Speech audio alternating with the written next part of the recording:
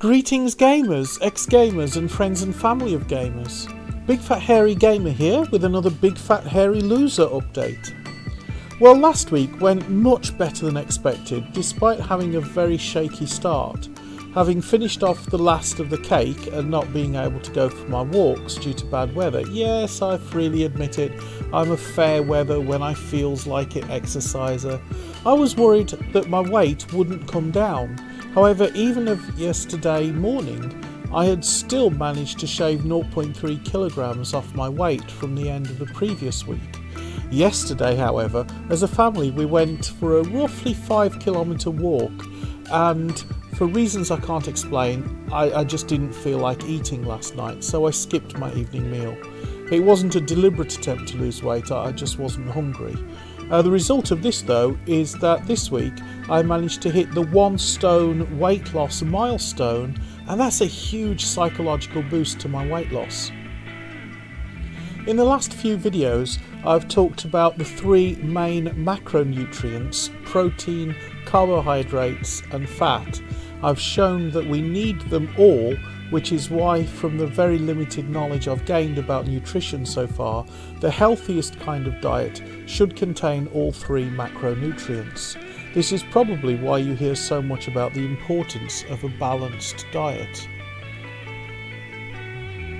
Current government guidelines suggest we should be taking around 50% of our calorific intake from carbohydrates and 35% of our calorific intake from fats and 15% of our calorific intake from protein.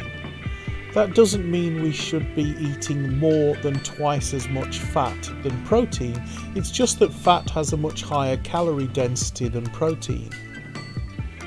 Dietary calories are just a way of measuring the energy content of food. The energy density of protein and carbohydrates is around 4 calories per gram, whereas the energy density of fats are around 9 calories per gram. If I wanted to restrict my calorie intake to, say, 2,000 calories per day, I chose that number because it's a nice round number to make calculations easy. Then I should aim to have 1,000 calories from carbohydrates. So that's 1,000 calories divided by 4 calories per gram is 250 grams of carbohydrates. 700 calories from fat, that's 700 calories divided by 9 calories per gram, or 78 grams of fat. And 300 calories of protein, that's 300 calories divided by 4 calories per gram is 75 grams of protein. It's very difficult to carefully weigh out every portion and calculate all the correct portion sizes, but one piece of advice I found somewhere on a weight loss website is to try to have a fist-sized portion of potatoes or rice or pasta, a fist-sized portion of meat, and half the plate full of vegetables. I don't think that advice is terribly helpful, as most meals don't look anything like that. How do I measure a fist-sized portion of bread for my sandwich?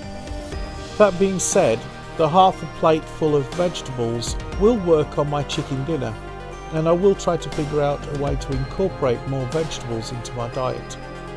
I'm also going to cook some of those vegetables with some oil, as well as making sure I get a good portion of oily fish regularly. Ironically, I'm supposed to eat 80 to 100 grams of protein per 100 kilograms of body weight, and as I get older I'm supposed to eat even more protein, up to 150 grams of protein per 100 kilograms of body weight. Clearly something's wrong with that advice. If I were to follow both pieces of advice, I'd have to consume 3,000 calories per day to keep my diet balanced and get enough protein at 1 gram of protein per kilogram of body weight. So what I'm actually doing is varying my diet. Sometimes I have a protein heavy meal, sometimes I have a carb heavy meal. That could be why they, whoever they are, also talk about a varied diet. This last week I've been eating more peanuts and fish, which is giving me the omega-3 oils I need. I'm also going to supplement this healthier diet with more regular exercise, in the hope of maintaining my weight loss. I foresee many more 5k walks on the horizon. So to recap the last few videos, we need protein because it's the building blocks of our body. We need fat because there are essential fatty acids that our bodies can't manufacture, and some vitamins and minerals are fat soluble and our bodies can't absorb them without fat in our diet. We need carbohydrates because they are slow release energy to help us feel fuller for longer and provide both soluble and insoluble fibre, which helps our body to remove waste. Bearing all this in mind, let's look at the dangers of unbalanced dieting. Well, people on a high carb diet, or worse, an all carb diet, are not getting enough fat, and that includes the essential fats that our body needs and can't manufacture. Oh, and no, our own stored fat won't compensate. We can't break down stored adipose and make essential fatty acids. Furthermore, some vitamins and minerals are fat soluble and we won't be able to absorb those macronutrients even if we take vitamin and mineral supplements if we aren't getting enough fat in our diet. High carb diets run the risk of us losing bone density and damaging our immune system. Furthermore, lack of protein also damages our body's ability to recover from wounds and illnesses. It also means our bodies will break down muscle tissue, leading to reduced basal metabolic rate, making it even harder to lose weight, and meaning we'll more quickly pile on the pounds after we quit dieting. Conversely, low-carb diets can be difficult to maintain. The lack of dietary fibre will increase the risk of constipation and can lead to hormonal imbalances. That being said, if we are going to reduce carbohydrates to help lose weight, we can cut down or cut out refined sugars and white flour without compromising on fresh fruit and vegetables and whole grain wheat and rice.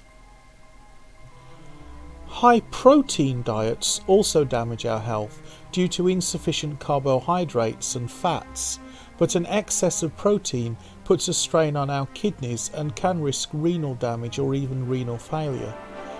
On the milder side, bad breath is also a side effect of a high protein, low carb, low fat diet. Low fat diets, the kind I usually try to follow when I'm trying to lose weight, are also dangerous.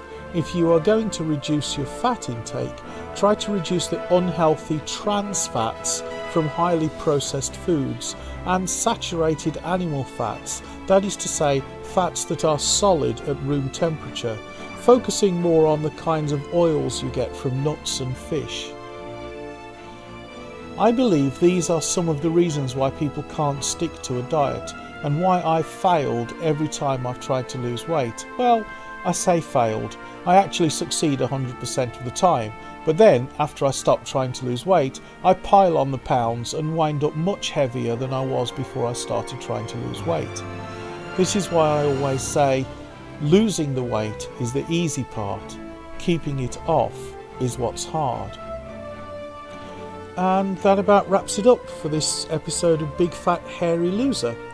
If you're trying to lose weight, why not let me know in the comments section what kind of diet you're trying and whether it's working for you. But as for me, Big Fat Hairy Gamer, I'll look forward to seeing you in another video.